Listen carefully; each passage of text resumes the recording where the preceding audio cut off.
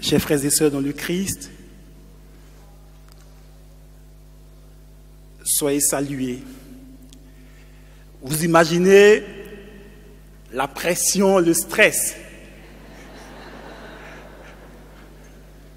Mais comme Dieu est de notre côté, on ne craint rien.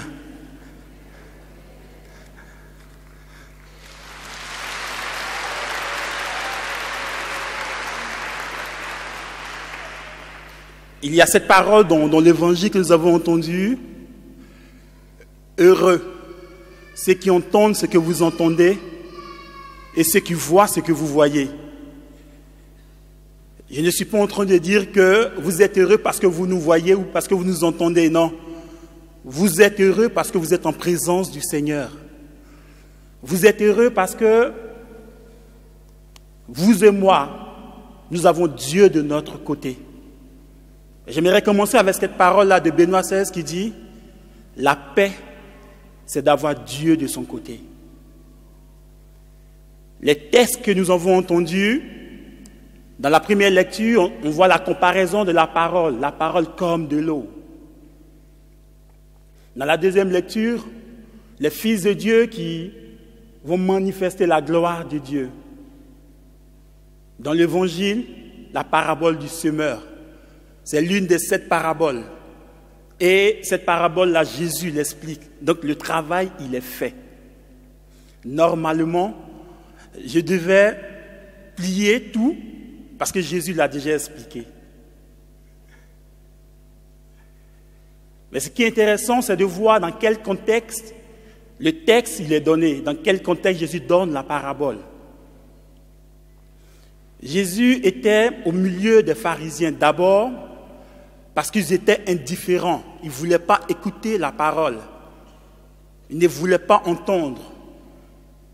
Ils ne voyaient pas en Jésus celui-là qui était le Messie. Alors Jésus il sort, comme Matthieu le dit, Jésus sort. Vous voyez déjà avec moi quand on entend cette parole, depuis la création, Dieu ne fait que sortir pour chercher l'homme. Dieu il sort, il va chercher l'homme. Jésus sort, on peut avoir cette image de l'incarnation. Il vient au milieu de nous pour dresser sa tente. Et cette parabole du semeur nous montre la générosité du Père ou la générosité du Fils. Le Fils est généreux. Avec largesse, il annonce. Avec largesse, il proclame. Avec largesse, il communique son amour. Chers frères et sœurs, la largesse de Dieu dépasse nos attendements. La largesse de Dieu dépasse ce à quoi on pouvait croire. Même dans les lieux qui peuvent sembler être inféconds, le Seigneur reprend sa parole pour dire tout est possible. La parole de Dieu a la capacité de germer là où on l'accueille avec générosité. Largesse de Dieu, générosité de l'homme. Si nous devons retenir quelque chose dans toutes ces lectures, c'est le Seigneur qui est généreux, qui est large, qui répond sa parole avec gratitude et qui attend de nous une réponse généreuse et simple. Mais une réponse qui s'appuie sur la confiance. Largesse de Dieu, je le disais, il répond sa parole. Il donne son amour.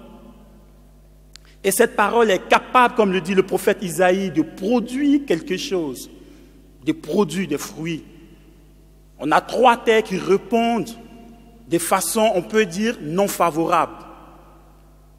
Et une seule terre qui produit des fruits. Et les fruits que produisent la terre,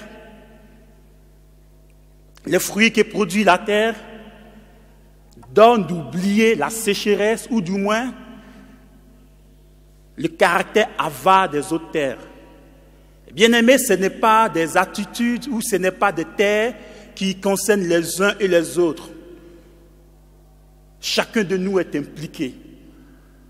Dans notre vie, on peut avoir ces 4 types de terres. Des lieux dans notre vie où on n'est pas généreux, où c'est difficile, on traverse une situation, où on oublie même les promesses du Seigneur, où on entend la parole avec enthousiasme, et après la session, on dépose les affaires. Il y a des moments où on entend la parole, à peine entendue, à peine on a oublié ce qui a été dit. Ça nous arrive. Après une homélie, on se demande, mais qu'est-ce que le Père a dit? Et la réponse est, le Père, il a prêché. Mais qu'est-ce qu'il a dit? Non, il a prêché. Oui, mais qu'est-ce qu'il a dit? Ah, le Père, il a bien prêché.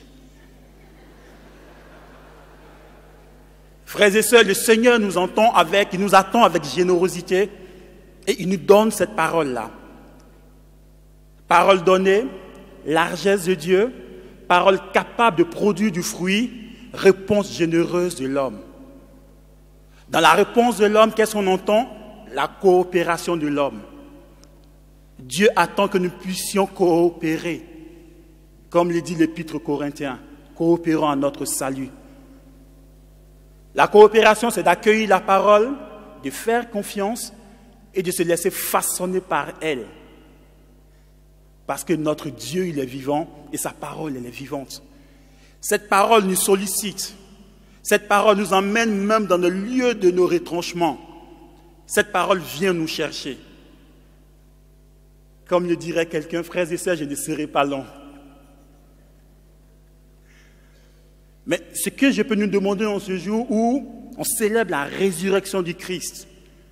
Christ est ressuscité. Frères et sœurs, il faut qu'on puisse se le dire. Christ est ressuscité. Alors si Christ est ressuscité, rien ne pourra arrêter la vie de Dieu en nous. Rien.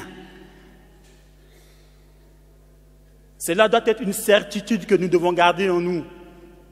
La parole de Dieu est capable de produire toutes choses selon la gloire de Dieu. La parole nous conduit à célébrer le Seigneur et à manifester sa gloire, transformée par la parole. Avec notre coopération, alors on devient capable d'être ce que Saint Paul dit, des fils de Dieu qui communiquent la gloire de Dieu, c'est-à-dire l'amour de Dieu au monde. Parce que le monde attend avec impatience la révélation des fils de Dieu. Le monde attend que les chrétiens puissent, dans la simplicité, dans la joie, communiquer le Christ. Que les paroles se taisent et que les actes parlent. Amen.